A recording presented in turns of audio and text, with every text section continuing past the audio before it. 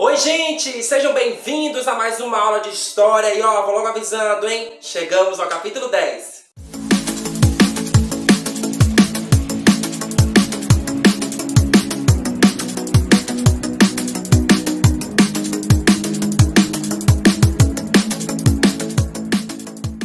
E no vídeo de hoje nós vamos falar sobre a evolução dos serviços públicos, na verdade destacando dois serviços que são essenciais para o bom funcionamento de uma cidade. Mas antes você tem que lembrar um pouco o que é essa tal prestação de serviço. Na verdade, são atividades que são realizadas essenciais para o bom desempenho de um bairro, de uma rua, de uma cidade, de um país de uma maneira geral. Então são serviços considerados essenciais, o que nos reforça a ideia de que sem eles não teremos esse bom funcionamento da cidade. Então agora que você relembra, que você entende o que é o serviço, essa prestação de serviço pode acontecer de duas formas.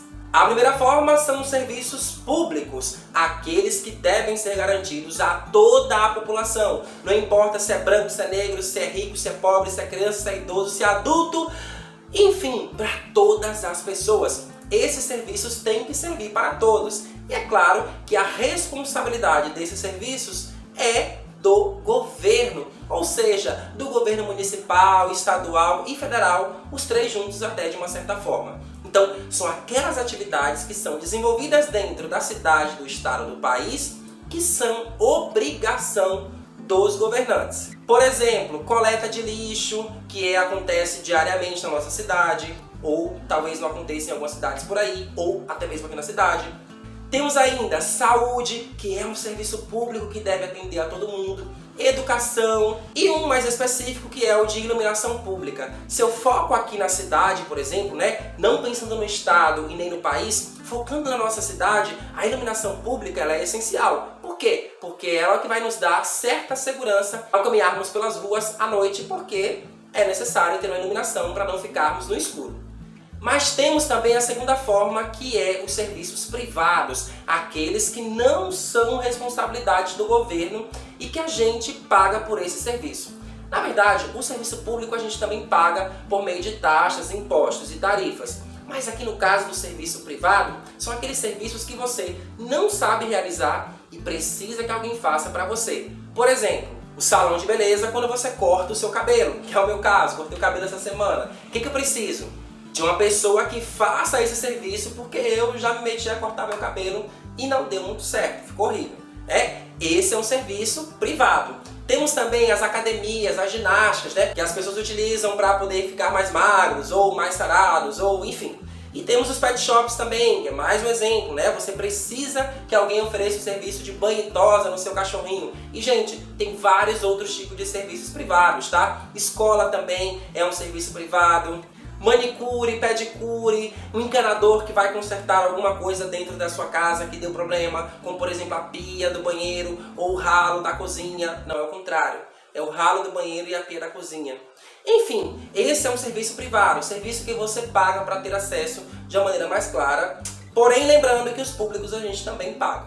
Agora, vamos focar em dois serviços que são essenciais, que estão no nosso dia a dia, mas olhando a sua evolução histórica. Afinal, o objetivo dessa aula é retratar esta evolução de dois desses serviços essenciais a nós. Como era a iluminação pública lá no passado? Então veja, será que existia iluminação pública? Será que as ruas eram sempre iluminadas? Será que havia eletricidade no passado? Pois é, essas são só algumas perguntas que, investigando, a gente descobre algumas características lá do passado que evoluíram com o tempo. Por exemplo, desse passado que eu estou falando, período da escravidão, até o início do século XX mais ou menos, não havia eletricidade. As pessoas ainda não tinham descoberto a eletricidade, que é essencial para nós, que é o que mantém, por exemplo, este ambiente iluminado, que eu consiga produzir material para vocês que passa na televisão, e que tem esse ventilador aqui que está me ajudando e muito, porque está um calor danado aqui, viu minha gente? Enfim, a eletricidade é essencial em nossas vidas, mas essa é uma compreensão que temos hoje. Lá no passado, com a inexistência disso, as ruas eram escuras à noite. Na verdade, a rotina das pessoas acontecia durante o dia. Ninguém ficava pela rua perambulando durante a noite. Não, a noite era um momento de descansar. Porém, quando começaram a surgir as primeiras tecnologias relacionadas à iluminação pública, descobriram uma forma de iluminar as ruas utilizando, por exemplo, o óleo da baleia. E então eles criaram uma espécie de lamparina, lampião, em que uma pessoa era encarregada de fazer esta iluminação, ou seja, de acender. E isso foi chamado de acendedores de lampião. No começo, os escravos faziam esse serviço de acender os lampiões das ruas e depois foi passando para outros empregadores. E com o tempo, chegará a eletricidade que vai permitir que nós tenhamos a iluminação tanto nas ruas quanto dentro de nossas casas. Agora, isso que a gente tem aqui mantido é algo produzido e organizado pelo governo. E mais do que isso, é um serviço que deve ser garantido a todos, que ilumina não só as ruas da cidade, mas também a nossa casa. Aí, essa utilização da energia que nós temos aqui dentro de casa, aí já é um serviço que a gente vai ter que pagar para a empresa e a companhia elétrica. E agora eu trago o segundo serviço, que é o de coleta de lixo. Esse que cotidianamente, diariamente, nós temos no nosso dia a dia. Temos os garis que fazem a limpeza das ruas e temos os caminhões que fazem a coleta desse lixo diariamente. Como eu disse, pelo menos aqui no meu bairro ele acontece diariamente. Agora, como será que era a coleta de lixo no passado? Será que utilizavam caminhões? Será que utilizavam algum tipo de transporte? Quem fazia essa coleta de lixo? Bom, minha gente, no passado as pessoas não estavam muito preocupadas com o lixo não e não sabiam muito bem como é que isso ficava organizado. Primeiro porque as pessoas não tinham essa consciência de cuidar do planeta.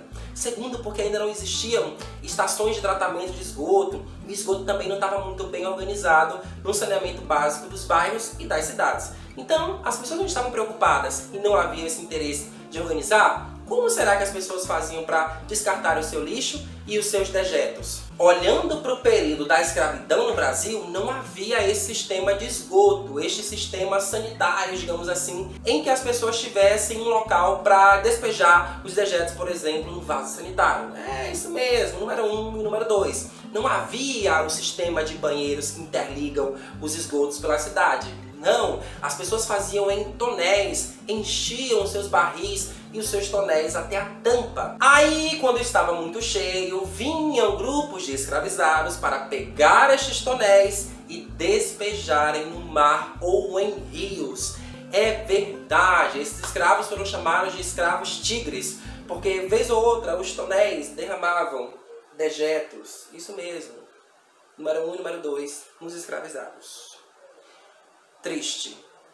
E eles faziam esse serviço, claro, obviamente, porque eram obrigados.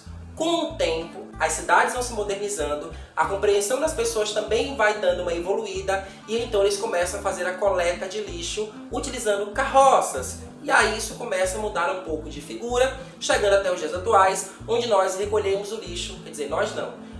As empresas recolhem o lixo diariamente das nossas casas. E aí nós temos uma coleta de lixo mais organizada por empresas que prestam esse serviço gratuitamente para nós. Quando eu digo gratuitamente, reforço, são serviços públicos, porém, através de taxas, impostos e tarifas que pagamos no nosso dia a dia, nós estamos, de certa forma, pagando para ter esse serviço. Cabe a nós entendermos da seguinte forma: são serviços essenciais que é o governo quem recebe esses impostos que eu estou falando aqui e devolve para nós em troca de serviços públicos. É assim que deve funcionar e infelizmente a gente sabe que isso não acontece sempre. E aí, minha gente, uma outra discussão que temos atualmente sobre consciência ambiental é de que o lixo deve ser descartado não mais em lixões, como ficou muito tempo sendo feito assim. Atualmente, a compreensão das pessoas é de que devem criar aterros sanitários, onde ali vai ser descartado corretamente, onde será feita uma separação e então isso não agrida tanto o meio ambiente. É uma consciência que tem mudado e tem feito as pessoas repensarem a forma de descartar o lixo através desse sistema de serviço público. Tem mais coisas sobre esse assunto, mas a gente continua conversando na nossa próxima aula. É isso, gente. Eu espero que você tenha gostado. Não esquece de deixar o like no canal e a gente se encontra para mais uma conversa sobre esse assunto na nossa próxima aula, tá certo? Beijo grande, minha gente. Até a próxima aula. Tchau!